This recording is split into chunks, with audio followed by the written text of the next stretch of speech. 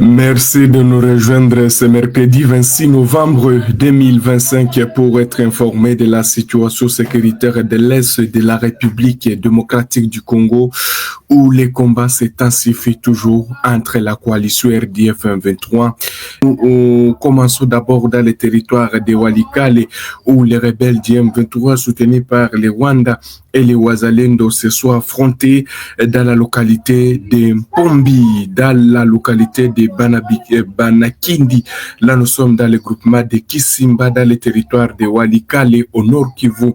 D'après nos sources dans la zone, la coalition RDF 23 en provenance des Petits ont tenté de contourner les positions des forces armées de la République démocratique du Congo et les Wazalendo. Toutes ces positions sont situées sur l'axe Petit Pinga pour surprendre l'armée congolaise dans la cité stratégique de Pinga, puisque les rebelles du M23 nourrissent toujours les ambitions d'aller vers Pinga. Alors, ils voulaient encore surprendre l'armée. Ils sont allés attaquer les positions avancées de l'armée congolaise dans leur débordement. Vous le savez très bien que les rebelles sont réputés pour, dans ce genre de débordement.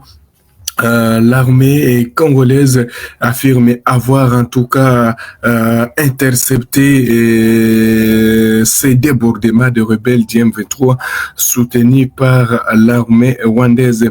Vous devez retenir que dans leur débordement, en tout cas, même les Wazalendo les ont aussi interceptés au niveau d'Mpombi, où des violents affrontements ont opposé les deux cas. Après une journée tendue, les Wazalendo repoussent encore la coalition RDF 23 vers un petit, leur principal bastion dans la zone autour de Pinga. Mpombi et ses environs restent toujours entre les mains des résistants Wazalendo jusqu'à présent.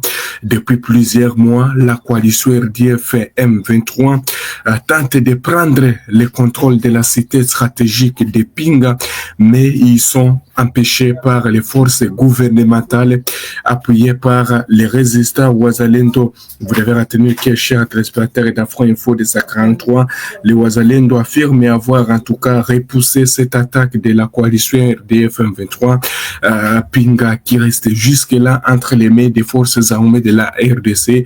Mais comme je l'ai dit, toujours, il y a les rebelles qui nourrissent ces ambitions en vue de prendre le contrôle de Pinga. Ils ont tenté encore de déborder vraiment la vigilance des Wazalendo et des forces armées de la RDC a permis encore que cette coalition puisse se replier du côté d'un petit considéré comme l'un des bastions de cette coalition RDF, alors que la situation toujours reste tendue du côté de Walikale, où les Wazalendo s'affrontent aux rebelles du M23.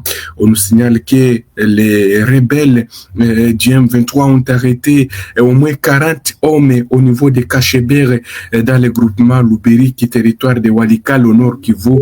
Selon des sources locales, ces hommes arrêtés servent depuis le mardi matin à transporter le matériel militaire à destination de Mahanga. Là, nous sommes dans le territoire de Massissi. Ces informations sont confirmées par des sources sécuritaires et administratives à Walikale Centre. Les sources dans la zone sur le terrain rapportent que le cortège de la coalition RDF 23 a pris la direction de Kassopo avant d'atteindre Mahanga. Malgré la signature de l'accord au cadre signé entre les gouvernements congolais et la coalition RDF 23 Doha au Qatar et l'existence d'un cessez-le-feu, la situation ne change toujours pas sur le terrain. Les rebelles du M23 renforcent toujours leur position dans plusieurs localités du Nord Kivu. Et vous devez retenir que les rebelles du M23 qui continuent à se renforcer, c'est ce que nous apprenons.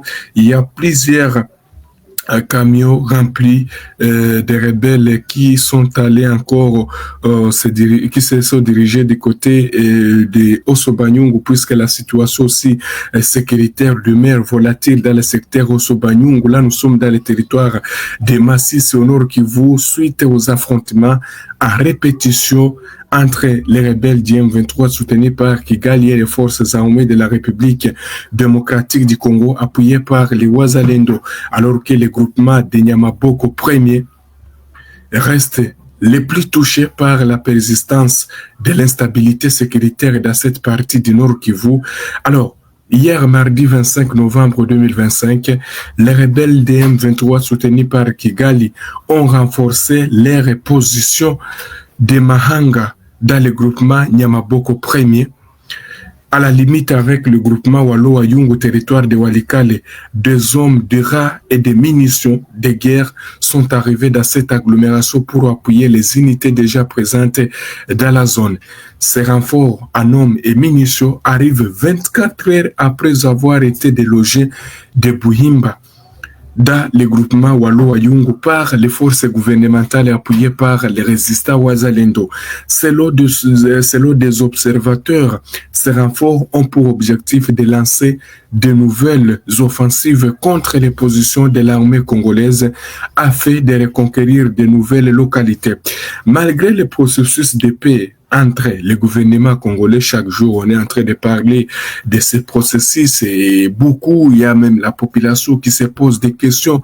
Qu'est-ce qui va se passer avec les processus, l'accord cadre qui a été signé, l'accord cadre qui exige aussi qu'il y ait le cessez-le-feu, mais le cessez-le-feu n'est pas respecté.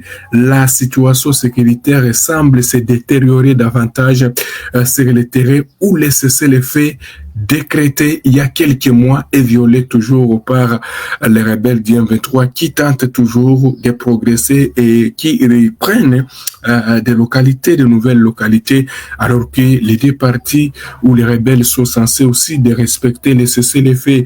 Alors plusieurs observateurs pensent que le gouvernement congolais aussi devrait, en tout cas ne devrait pas respecter les cessez-le-feu, car le cessez-le-feu profite seulement aux rebelles qui continuent toujours à s'affronter aux forces loyalistes, alors que au moment où je suis en train de vous informer, il y a toujours des combats dans les territoires de Mwenga. Nous apprenons en tout cas à travers diverses sources que les rebelles du M23 soutenus par le Rwanda ont attaqué la localité de Kasika. Kasika, une localité de la chefferie de Luindi située dans la province du Sud Kivu, où plie. On se rappelle, si on se rappelle très bien, au moins 1000 personnes avaient perdu la vie au niveau de Kasika.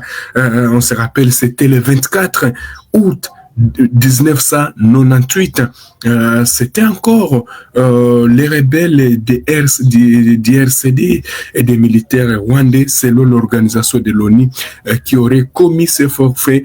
Vous devez retenir qu'il y a encore du côté de Kasika, les positions de l'armée congolaise sont attaquées, alors que Mwenga Centre, méfiez-vous de toutes les fausses informations qui peuvent circuler.